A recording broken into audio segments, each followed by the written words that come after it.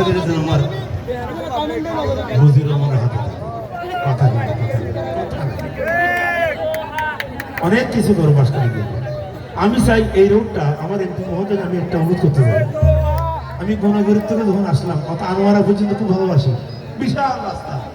যখন বাসখালী ঢুকছে মনে ফের গোবরা করতে ছুটে এই রাস্তাটা বড় আমার আর কিছু আল্লাহর পছন্দ। আমার এমপি মহোদয় একটা কথা বলবো, শুধু আমার বাসখালীর রাস্তা ভাই একটু বড় আর কিছুই চাই না, আল্লাহর কাছে যাবে।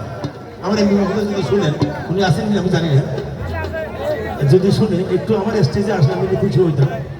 আল্লাহ এত সুন্দর সিআইপি কমলা সুন্দর পার্সেন্ট বসে ভাই, আমি আর একটা করে চাইবেন না সময় আসলে সোনার ময়না। তবে আমার বাসখালীর মেয়েরা এত সুন্দর, আমি আবেদন করলাম ঢাকা থেকে বিয়ে করে যে বিপদে আছে। সোনার ময়না ঘরে তুইয়া বাইরে তালা লাগাইছে রসিকা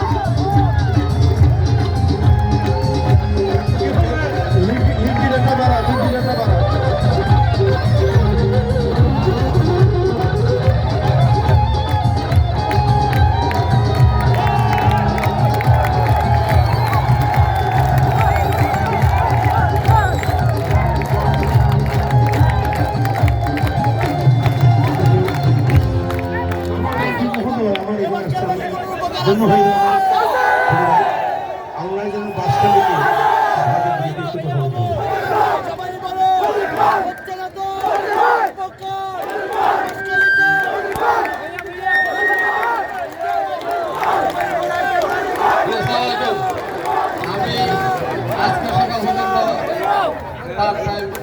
আসলাম প্রথমে সকালবেলা স্মৃতিচারণ করলাম স্কুলে, এরপর সমাপনী বক্তব্য দিলাম। এখন আমার ছোট বড় ভাই আছেন যিনি বাসখালী কৃষি সন্তান, শুধু বাসখালী নয় চট্টগ্রাম নয় সারা বাংলাদেশকে যিনি প্রেজেন্ট করেন সেই বাউল শিল্পী ফকির শাহাবুদ্দিন। আমরা যখন ঢাকা শহরে যাই তখন আমরা বলি ফকির শাহাবুদ্দিনের বাড়ি বাসখালীতে, সেটা হচ্ছে আমাদের সম্মান। এখন আমার ভাই আপনাদেরকে বলছেন, উনি আমাকে স্কুল অফিসে বলছেন 5 তারিখে এগিয়ে দেওয়ার জন্য। তখন আমি ভাইকে বললাম, আমার স্লোগান ছিল নির্বাচনের আগে আপনার 7 তারিখে যে নির্বাচন, সেই নির্বাচনে বিগত প্রতীকে ভোট দিয়েছেন বিদায় আমি জাতীয় সংসদ সদস্য হয়েছি। তো আমার একটা স্লোগান ছিল ভাই হতাশ সেটা জানেন না, আমি এটা আবার পুনরাবৃত্তি করতেছি। আমার স্লোগান ছিল পিছিয়ে পড়া বাসখালীকে কিভাবে এগিয়ে দেওয়া যায়, সেটা আমার স্লোগান। সুতরাং সেই স্লোগানে আপনার সামিল হবেন এই আশাবাদ ব্যক্ত করে আমি আমার সংক্ষিপ্ত বক্তব্য এখানে শেষ করলাম। আসসালামু আলাইকুম। মুজিব আমার